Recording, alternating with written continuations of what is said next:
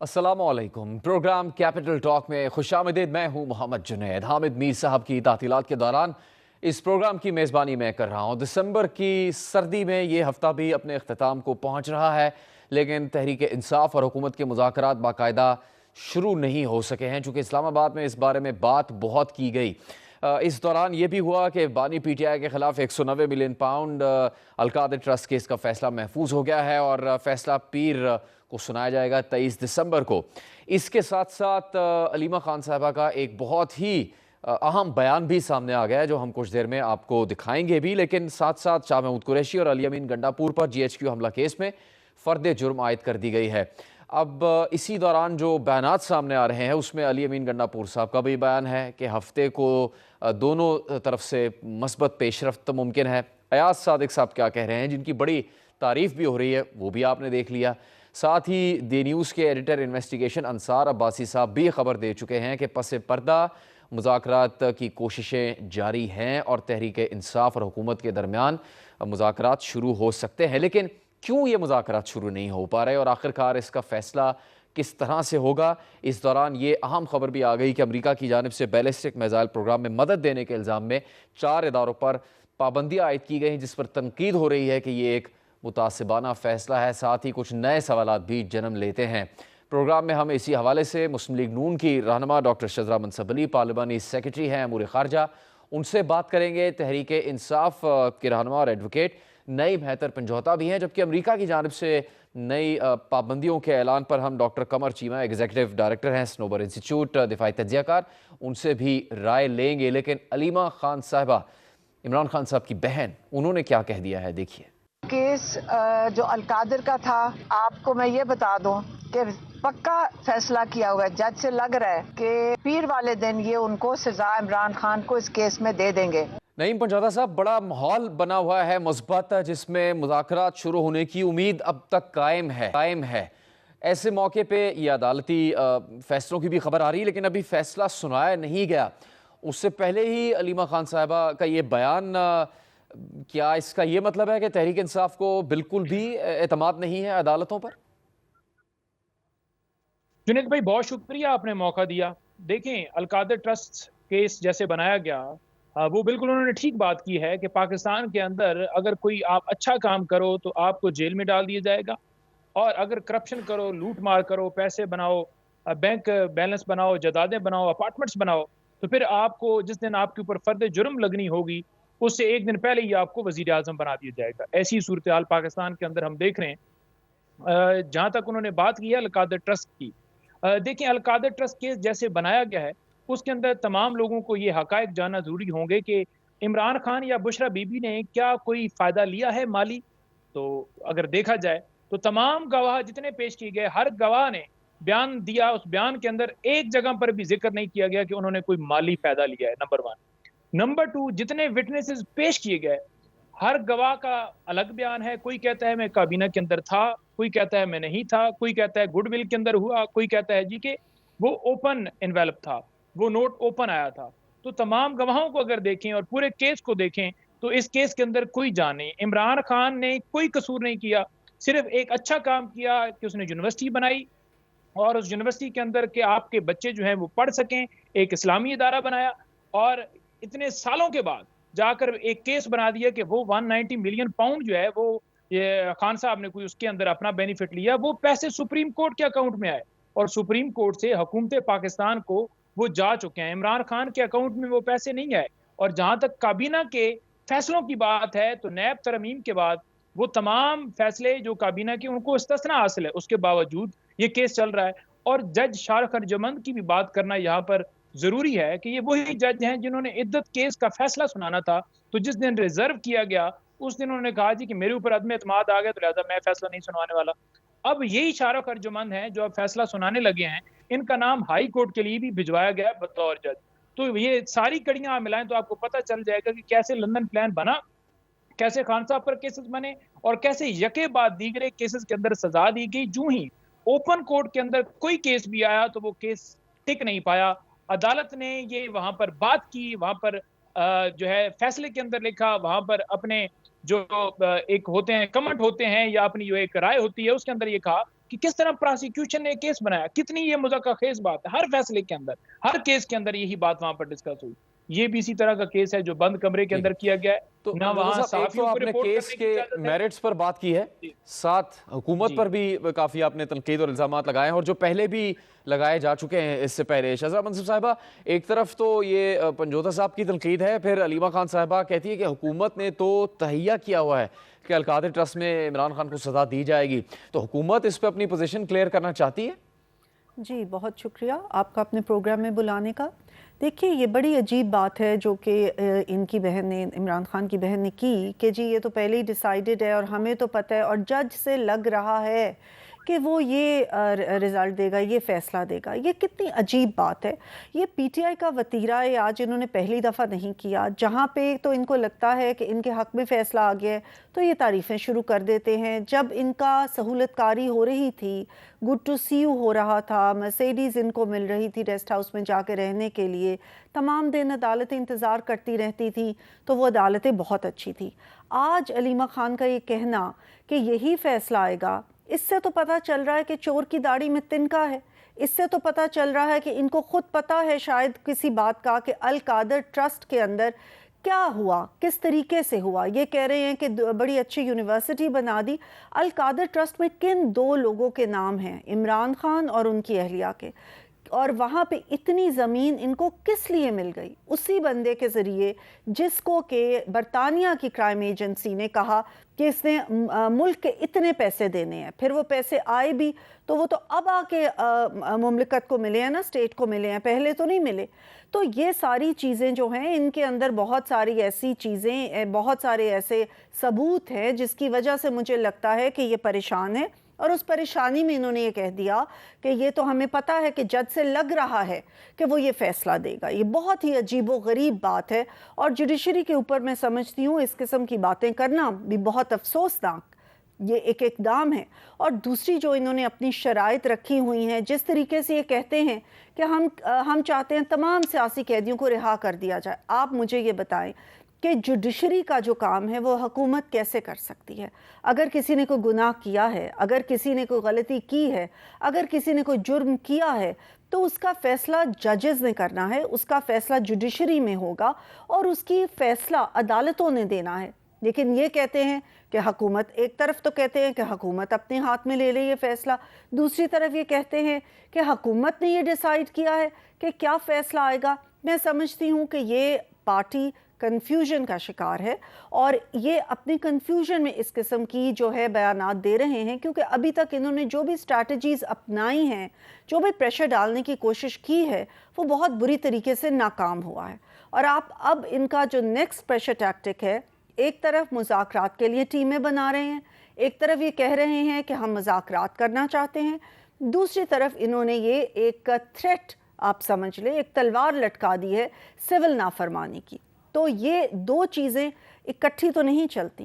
एक तरफ आप मुज़ाकरात की पेशकश करें और दूसरी तरफ आप थ्रेट करें कि अगर इस डेट तक नहीं मुज़ाकरात होंगे तो ये हो जाएगा, अगर बुध तक नहीं होंगे सिविल डिसोबीडियंस हो जाएगी, अगर इतवार तक नहीं होंगे तो तरसीलाते ज़र को रोक दिया जाएगा, अगर ये तो नहीं होगा। आपने जी आपने चूंकि मुज़ाकरात की बात की है, तो नईम साहब आपने एक तो अपने ही तौर पर अपने मौक़िफ़ बयान किया, लेकिन जज का नाम आपने दुरुस्त नहीं लिया। ये तो मुख्तलिफ जज हैं यहाँ पर इस केस में, वो नासिर जावेद का नाम है, इसमें आपने कुछ और नाम लिया। लेकिन सवाल ये है कि अब जब जी नासिर जावेद राना जज हैं, उनका आपने नाम लिया, उनका आपने जिक्र नहीं किया, तो अब सवाल ये कि पीटीआई एक तरफ तो मुज़ाकरात चाहती है, फिर दूसरी तरफ अपने मुतालबात से भी पीछे नहीं हट रही। तो यही मुतालबात अगर मुज़ाकरात में रखे जाएं तो बात आगे नहीं बढ़ सकती। तो आज तो कुछ अहम मुलाकात भी हुई, अली अमीन गंडापुर साहब मिले हैं बानी पीटीआई से। देखिए, जहाँ तक बात है, आपने नाम की बात की है, तो शारफ अर्जुमंद साहब तो शाखाना वाला देख रहे हैं, तो शाखाना वाला पार्ट 2 देख रहे हैं, या ये नासिर साहब इधर आके देख रहे हैं। तो ये जज जो हैं, नासिर हों या शारफ हों, शारफ की मैंने बात की, वो दूसरा केस देख, इतने केसेस बना दिए हैं।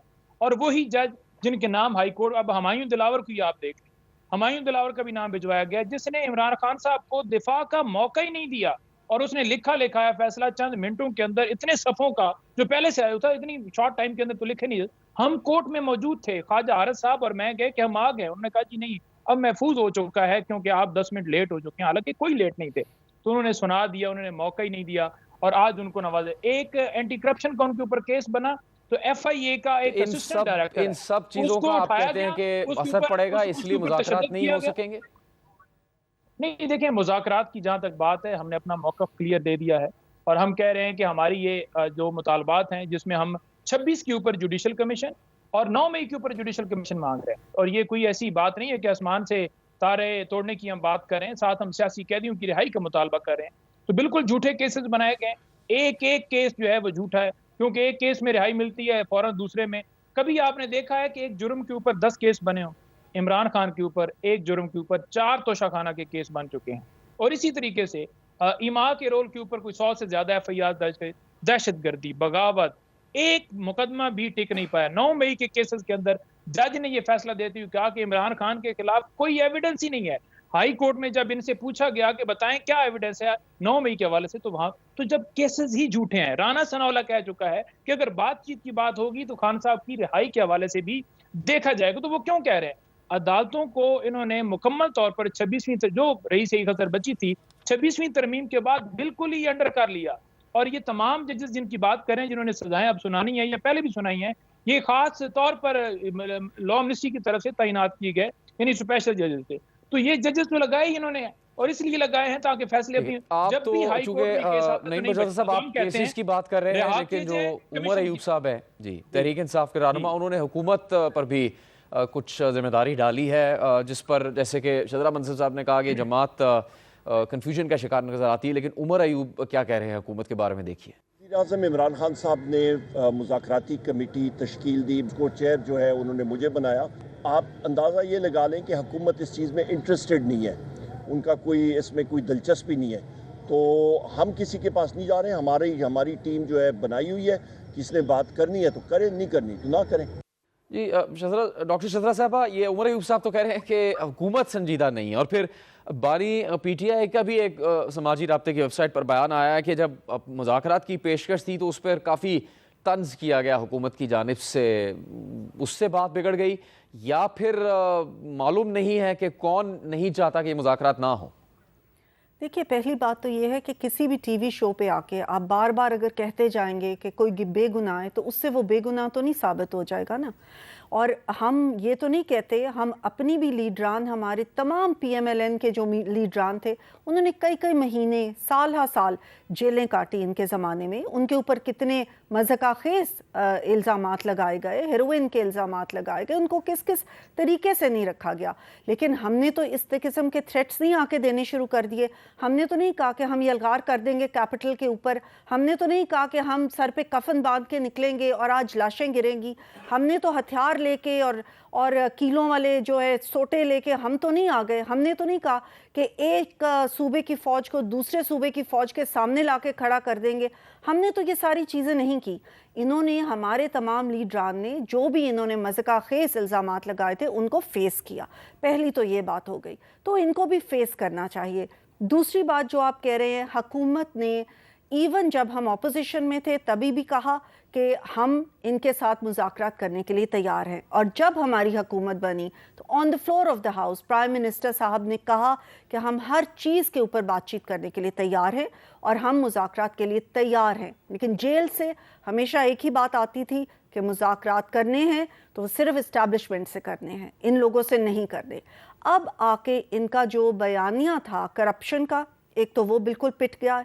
इनके अपने वज़रा KP से इस बात के ऊपर इस्तीफ़े देना शुरू कर दिए कि ये बिल्कुल करप्शन यहाँ पे सबसे ज़्यादा चल रही है। दूसरी बात ये कि इनका जो भी लीडर हों, तमाम लीडर अपनी अलग बात करते हैं। अगर आप उनको इकट्ठा भी बिठा दें तो वो एक दूसरे के लिए ऑपोजिशन का काम कर लेंगे, क्योंकि एक कह रहा है मुज़ाकरात करें, दूसरा कह रहे हैं कि जी हमारा ये किया गया, मजाक उड़ाया गया। कोई कुछ कह रहा है, कोई कुछ कह रहा है। अलीमा खान जो हैं वो बुशरा बीबी के ऊपर इल्ज़ामात लगा रही हैं। कोई कह रहा है कि जी बुशरा बीबी D चौक में आ गई थी, कोई कह रहा है कि नहीं हमने तो संजानी में डिसाइड कर लिया था कि करना है। तो इनको बिल्कुल कुछ पता नहीं है। और इमरान खान का जो आप बयान का जिक्र कर रहे हैं, उन्होंने भी उस बयानात में दोबारा एक तरफ ये कहा है कि मुज़ाकरात, दूसरी तरफ मेरा हाल इतवार तक का टाइम दे दिया है कि अगर मुज़ाकरात नहीं होंगे तो तरसीलात ज़र हम लोगों को कहेंगे। ये पहले भी एक दफ़ा सिविल डिसोबीडियंस की कोशिश कर चुके हैं 2014 में, जो कि बुरे तरीके से फ्लॉप हुई थी। आज भी अगर ये तरसीलात ज़र की बात करते हैं तो उसमें किसका नुकसान है? उसमें पाकिस्तान का नुकसान है। और ये पहली दफ़ा इनकी तरफ से कोई ऐसी चीज़ नहीं हो रही जिसमें कि स्टेट का नुकसान हो, जिसमें कि पाकिस्तान का, रियासत का नुकसान हो। इन्होंने पहले भी लोगों को, अपने वुज़रा से IMF को ख़त लिखवाए कि अपना प्रोग्राम पाकिस्तान में ना दाएं। इन्होंने IMF के सामने धरने दिए। इन्होंने हर वो काम किया। जब SCO की यहाँ पे समिट हो रहा था, इन्होंने कहा हमने उस दिन लॉन्ग मार्च करना है या धरना देना है। जब भी बाहर से कोई वफद आता है, पाकिस्तान में इन्वेस्टर्स आते हैं, इन्वेस्टमेंट के जो है नज़रिए से आते हैं, तो ये कहते हैं कि हमने धरना देना है। पाकिस्तान को डिस्टेबलाइज करने, इंतशार फैलाने, बदअमनी फैलाने के ये हमेशा काम करते हैं। और आज आप देख लें कि ये जब ये अपनी सो कॉल्ड सिविल डिसोबीडियंस, जब सिविल डिसोबीडियंस असल में हुई थी तो एक बहुत बड़ा उस वक़्त लोगों के सामने एक नज़रिया था, एक चीज़ थी, एक बहुत बड़ा मौक़िफ़ था जिसके ऊपर सिविल डिसोबीडियंस हुई थी। आज इनका मौक़िफ़ क्या है कि इमरान खान को NRO दे दिया जाए। इसके अलावा तो और कुछ नहीं चाहते ये। इसी चीज़ का इनको प्रेशर है। और आज इनको जब उस तरफ से साफ इनकार हो गया तो आज इन्होंने कहा है कि जी हम हुकूमत से करना चाहते हैं बातचीत। अगर ये संजीदा है तो हुकूमत बिल्कुल तैयार है। माजी के भी जी वाक़यात का जिक्र किया है, लेकिन कोई तो पहल करनी पड़ेगी। और चूंकि हुकूमत के पास इख्तियारात ज़्यादा होते हैं, इसीलिए शायद उनकी तवक्को है कि पहल हुकूमत करे।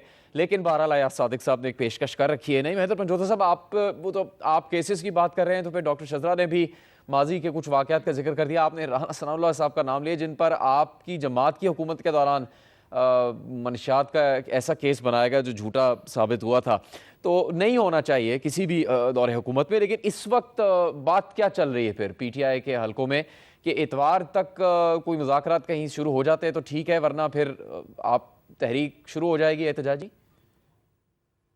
जी बिल्कुल, इतवार तक का हमने दिया है जी इतवार तक का हमने दिया है जी। और इतवार तक अगर कोई पेशरफ्त होती है तो ठीक है, वरना अल्लाह खैर से। इंज तो नहीं होगा ना कि असी कोई शादी का कार्ड तो गलना है, मेला जानी है, मंगनी होनी है तो जनाब फलान। जब हमारी तरफ से कमेटी बना दी गई है, दूसरी तरफ से अगर कोई चीज़ पॉजिटिव होती या वो कोई समझ रहे होते तो फिर डेफिनेटली कोई ऐसा अमल किया जाता, कोई कमेटी बनाई जाती है। ऐसा उधर से नहीं आया तो हम फिर आगे बढ़ेंगे। देखिए, हमने तो 2 साल से ये सारी चीज़ें देख रहे हैं। जेलों में भी हैं, सजाएं भी हो रही हैं, मुकदमात भी हैं, अगवाकारियाँ, छापे, लोगों को पार्टी तुड़वाना, इलेक्शन चोरी करना, बल्ला लेना, सारा कुछ किया। 26वीं तरमीम की, गोलियां तक चला दी। हम तो सारा फेस करके, हम तो पॉलिटिकल एक जमात है। एक पुरअमन तरीके से हम हमेशा निकलते हैं, पुरअमन तरीके से हम एहतजाज करते हैं, पुरअमन तरीके से हमारे कोई भी कन्वेंशन होता है, जलसा होता है, कोई भी चीज होती है, कहीं पर साहब। लेकिन ऐसा नहीं हो रहा कि जब भी एहतजाज का रास्ता अख्तियार किया जाता है तहरीक इंसाफ की जानिब से कि धरना देना है या कोई ऐसी मार्च की कॉल देनी है, तो उसका फिर कोई नतीजा नहीं निकलता। बात यही कही जाती है कि मुज़ाकरात होंगे, बैठकर बात करें पुराने तरीके से, तो शायद आगे कोई रास्ता निकल सके। आज गवर्नर KP ने, फैसल करीम कुंडी ने आज वहां पर ये बयान दिया है। उन्होंने कहा है कि अगर आप असला लेकर जाएंगे तो गोली तो आगे से चलनी सी। आज उन्होंने मान लिया ना, जो हमेशा ये बयानियां बना रहे थे कि जनाब कोई गोली चली नहीं है। और बयानियां हम नहीं बना रहे, हम तो अपना मौक़िफ़ दे रहे हैं। बयानियां बनाते हैं आप पैसे देकर, ऐड देकर तमाम चैनल्स के ऊपर हर ब्रेक के बाद, हर ब्रेक के दौरान वो एड्स चलते हैं कि ये इंतशारी हैं, पाकिस्तान की अवाम इंतशारी है। अगर इंतशारी होते या इमरान खान की पॉलिसियां गलत होती तो आज अवाम उसके साथ ना खड़ी होती। ये अवाम पढ़ी लिखी है, बाशऊर है, सोच रखती है, समझ रखती है। कोई मुंह के अंदर जबरदस्ती किसी के रोटी जाके नहीं डालता। हर बंदा जानता है कौन करप्ट है, कौन क्या है। और केसेस की इन्होंने बात की, मुज़क्का खेज हैं ये तमाम तर केसेस, यानी 1-2% आप कह लें, सारे केसेस इमरान खान के दौर से पहले के थे। नवाज शरीफ कब हुए थे जो सुप्रीम कोर्ट से कि वो सादिक और अमीन नहीं है? 2017 में। तो क्या इमरान खान 2017 में वजीर आजम थे? नहीं, वो नहीं। लेकिन वो तो तहरीक इंसाफ के दौरे हुकूमत में शाहिद खाकान अब्बासी, मिफ्ता इस्माइल, राना सनाउल्लाह, साद रफीक सब जेल गए। से गाड़ियां ली गई हैं, उसकी कोई जस्टिफिकेशन नहीं दी गई। आज भी देखें अगर करप्शन की है, लूट मार की है, बैंक बैलेंस बनाए हैं, हम तो मांग रहे हैं कि आप एमनफील्ड अपार्टमेंट्स की रसीदें दे दें। हम बताएं कि मकसूद चपड़ासी के अकाउंट में कैसे पैसे आए। हमें बताएं कि आपने जो माल लूटा है, पाकिस्तान की दौलत लूटी है, खजाने को नुकसान पहुंचाया है, वो कैसे है।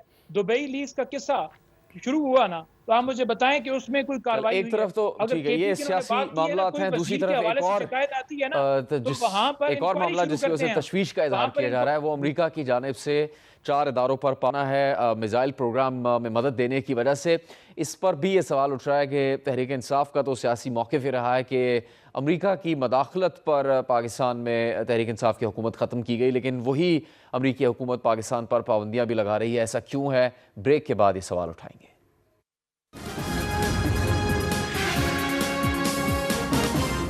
प्रोग्राम कैपिटल टॉक में एक बार फिर खुशामदीद। डोनाल्ड ट्रंप अमेरिका के सदर मुंतखब हो चुके हैं। जो बाइडन की हुकूमत ख़त्म होने से पहले अमेरिका की जानिब से एक नया ऐलान किया गया है और पाकिस्तान के बैलिस्टिक मिसाइल प्रोग्राम में मदद देने के इल्ज़ाम में 4 इदारों पर पाबंदी आयद कर दी गई है। इस पर तहरीक इंसाफ के मौक़िफ़ के हवाले से भी कुछ सवालात उठ रहे हैं कि उनकी जानिब से कहा जाता रहा है कि अमेरिकी मदाखलत से पाकिस्तान में हुकूमत तब्दील की गई थी। फिर इस वक्त जो मौजूदा अमेरिकी हुकूमत है वो पाकिस्तान की इस मौजूदा हुकूमत के होते हुए पाबंदियाँ क्यों लगा रही है?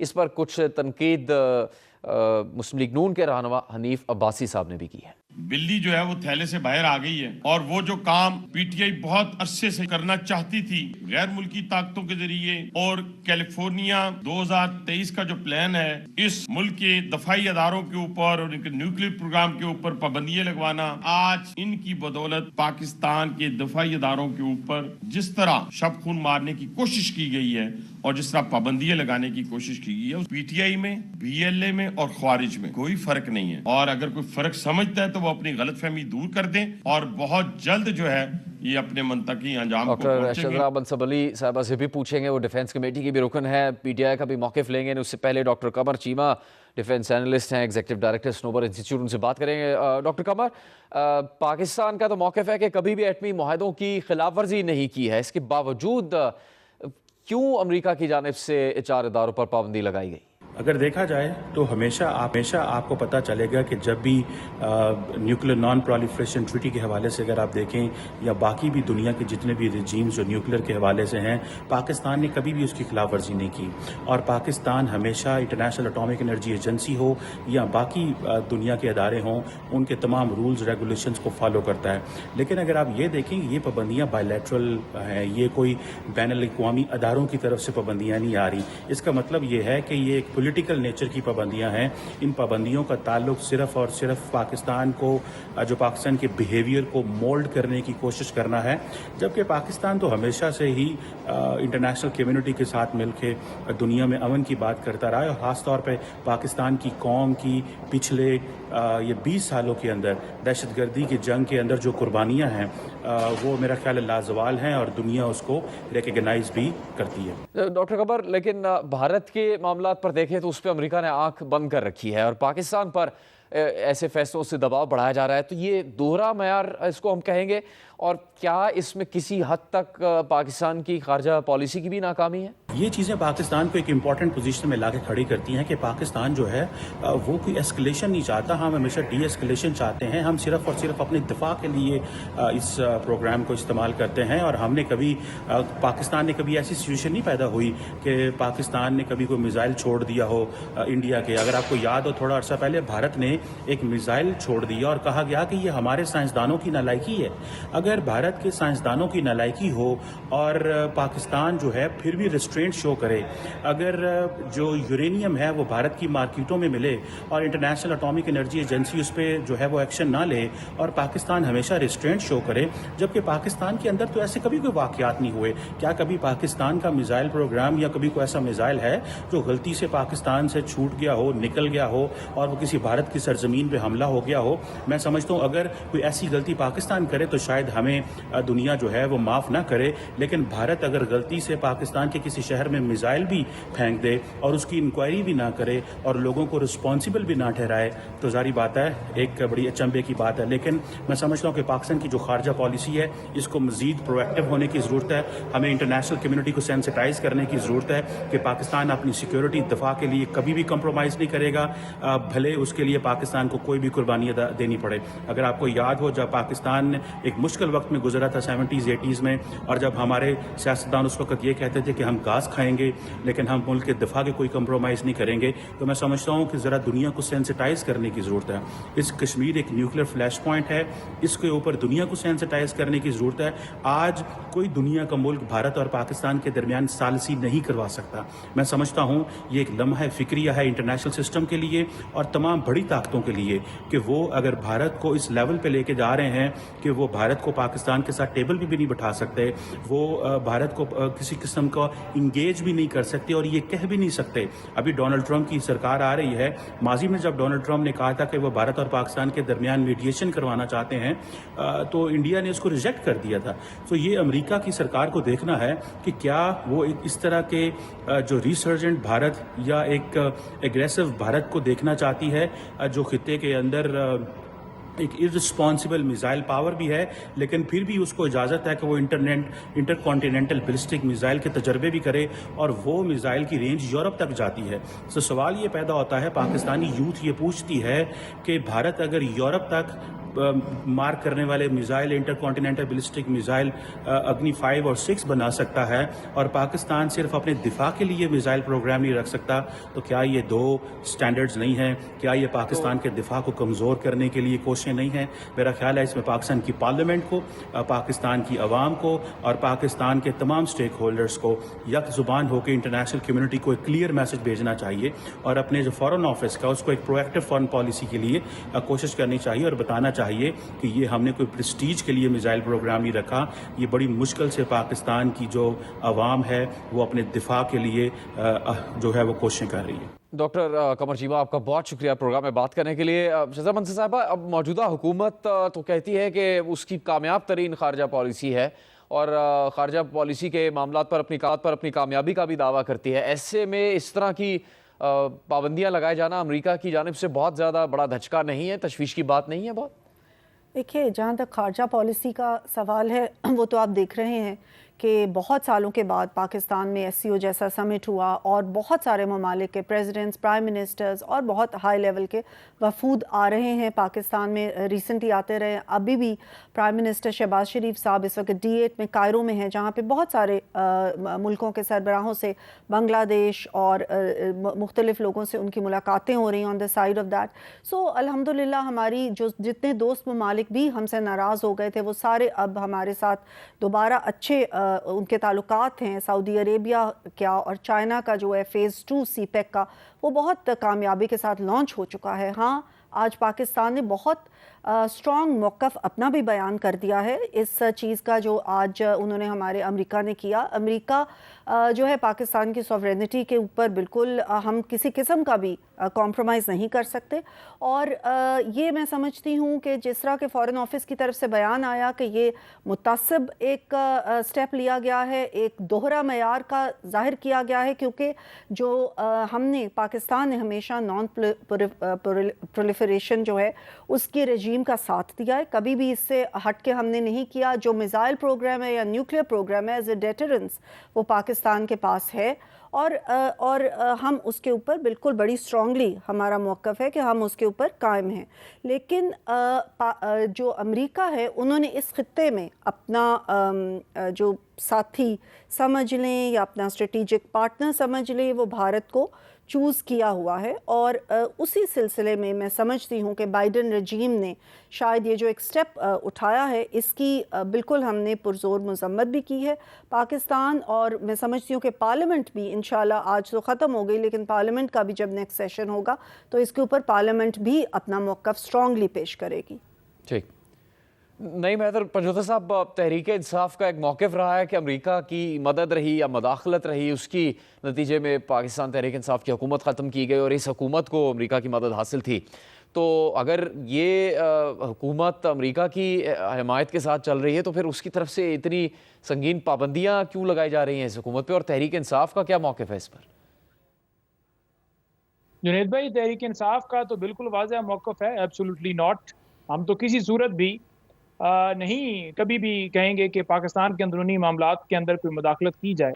इमरान खान साहब का मौक़िफ़ हमेशा से ही, आप उनका ट्विटर अकाउंट उठा कर देख लें, उन्होंने हमेशा से यही कहा है कि हमारे इंटरनल मामलात के अंदर कोई मुदाखलत ना करे। हमारी आज़ाद खारजा पॉलिसी है, हम किसी के गुलाम नहीं है। दोस्ती में हमारे तल्लुकात इंटरनेशनल तमाम जितने भी ममालिक हैं उनसे हो सकते हैं, लेकिन कोई ये कहे कि हम उनके मुताबिक चलेंगे तो ये नहीं हो सकता। और जहाँ इस गवर्नमेंट की बात है, देखें इनका भी मौक़िफ़ एक आया है, लेकिन और स्ट्रॉन्ग आना चाहिए था। ये ज़ोर से आना चाहिए था कि हम एब्सोल्युटली नॉट कहते हैं और हम ये मुतालबा करते हैं कि जैसे आपने वहाँ से कहा है कि हम पाबंदी लगाते हैं, तो फिर आप सबसे पहले अपने ऊपर ही पाबंदी लगाएं। आप क्यों हथियार बना रहे हैं? आप क्यों दूसरे मुल्कों को जो है हथियार भिजवा रहे हैं? क्या पाकिस्तान अपना दिफा जो है वो मजबूत करने के लिए कोई काम कर रहा है तो उसमें कोई जुर्म है? हम अपना दफा मजबूत बनाएंगे और आप कोई नहीं होते हमारे ऊपर हुक्म चलाने वाले। लेकिन होम्योपैथिक से बयानात देकर तो वो उनके ऊपर तो कोई असर नहीं होगा। और शहबाज शरीफ साहब की बात की है कि वहां चले गए, इधर चले गए, उधर चले गए। देखें, बड़ी पैंट या बड़ा कोट पहन के आप दुनिया के दौरे कर लें, जब तक आपके पास अवाम की तरफ से मैंडेट नहीं होगा तो उस दौरे की कोई वैल्यू नहीं होगी, क्योंकि उस मुल्क को पता होता है कि ये जो बंदा आया है इसके पास तो मैंडेट ही नहीं है अवाम का। और हमने वहां पर क्या इन्वेस्टमेंट करनी है जब वहां पर कॉन्स्टिट्यूशन ही नहीं है? वहां पर इन्वेस्टमेंट करनी है तो उसके ऊपर रखवाली ही कोई नहीं है, लूट लिए जाते हैं, घरों में घुस जाते हैं, कारोबार तोड़ दिए जाते हैं, इन्वेस्टमेंट सेव ही नहीं है। जब तक आपके मुल्क के अंदर पॉलिटिकल इस्तेकाम नहीं आएगा, इंसाफ नहीं आएगा, कोई भी मुल्क आपके ऊपर भरोसा, हम तो चाहते हैं हमारा मुल्क आगे बढ़े, लेकिन उसको बढ़ने के लिए नहीं, सबसे हैदर पहला पंजोता जरूरी है साहब ने भी कि मजम्मत की पॉलिटिकल है चेंज। अमेरिका के इस जी इकदाम की, लेकिन इस वक्त अमेरिका से कई आने वाले ऐसे भी बयानात हैं जिसका तहरीक इंसाफ की जानिब से खैर मकदम किया जा रहा है, उनकी जमात या उनके रहनुमा से मुतालिक होते हैं। लेकिन एक चीज़ ऐसी है पाकिस्तान में जिस पे शायद सभी मुत्तफ़िक होते हैं, वो क्रिकेट के लिए मोहब्बत है। पाकिस्तान के कई खेलों में जो मारूफ खेलों में की फहरिस्त में शामिल है उसमें क्रिकेट सर फहरिस्त है, और बहुत ज़्यादा उम्मीद थी कि चैम्पियंस ट्रॉफी पाकिस्तान में होगी तो भारत और पाकिस्तान का मुकाबला पाकिस्तान में होगा, जो कि दुनिया के दिलचस्प तरीन मुकाबलों में से एक मुकाबला होता है, लेकिन ऐसा होता नज़र नहीं आ रहा। चूँकि हाइब्रिड मॉडल पर होनी है चैम्पियंस ट्रॉफी, इस पर कुछ बात करेंगे एक ब्रेक के बाद।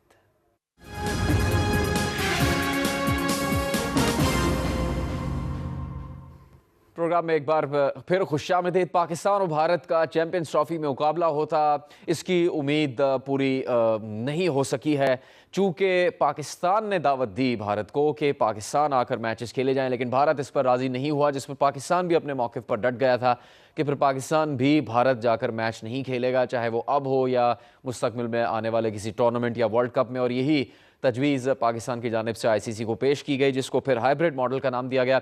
यानी पाकिस्तान और भारत का किसी भी टूर्नामेंट में जब मैच होगा तो वो न्यूट्रल वेन्यू पर खेला जाएगा, ना भारत पाकिस्तान आकर खेलेगा, ना पाकिस्तान भारत जाकर कोई मैच खेलेगा।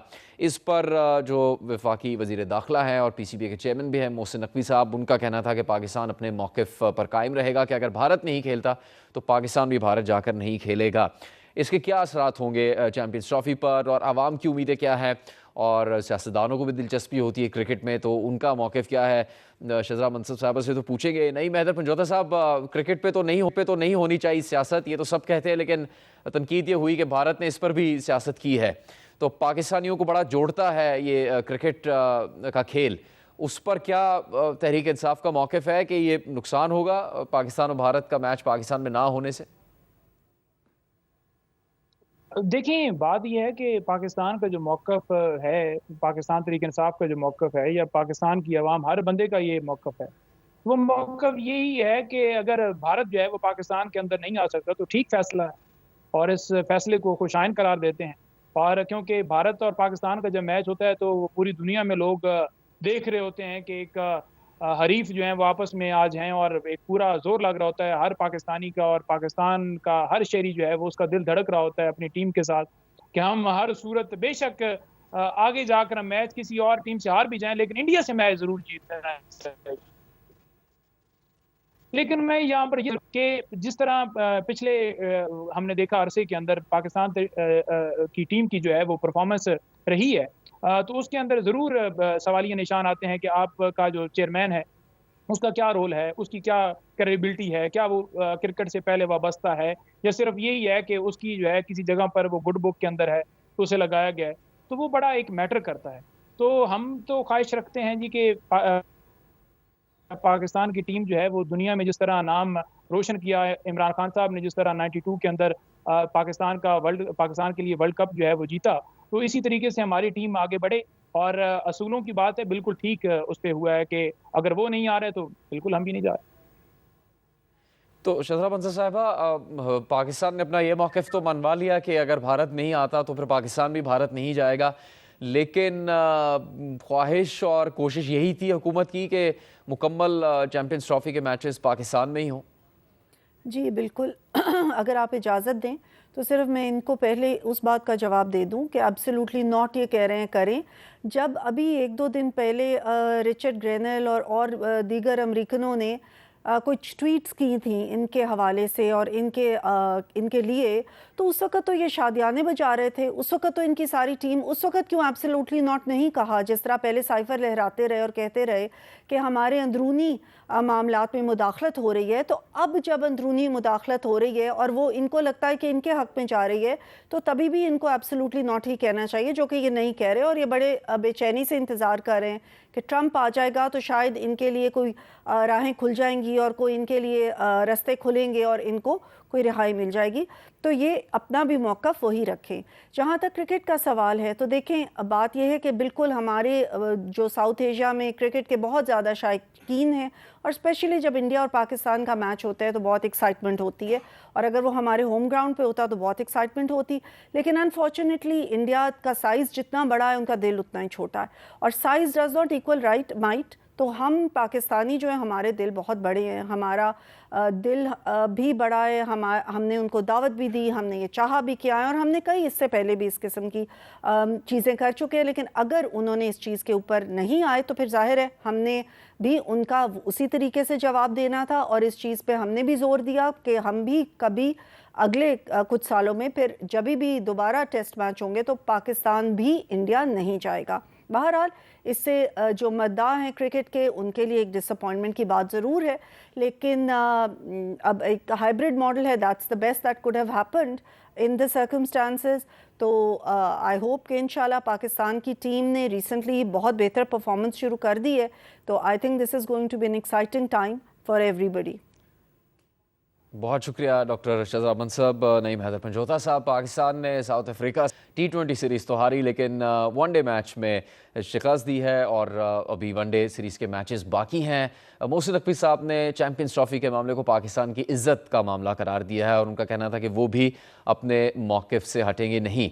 तो बेहतरीन तो यही होता कि भारत पाकिस्तान आता और पाकिस्तान माजी में भारत जाके मैचेस खेलता रहा है, मुस्तकबिल में भी जाता, लेकिन बदकिस्मती से यहाँ पर पाकिस्तान और भारत के दरमियान क्रिकेट भारत के कुछ फ़ैसलों की वजह से सियासत की नज़र हुई है, जिससे शायकीन मायूस तो हैं, लेकिन फिर भी पाकिस्तान में चैम्पियंस ट्रॉफ़ी का इनेकाद होना है और इसके लिए अपनी जगह जोश और वलवला मौजूद है।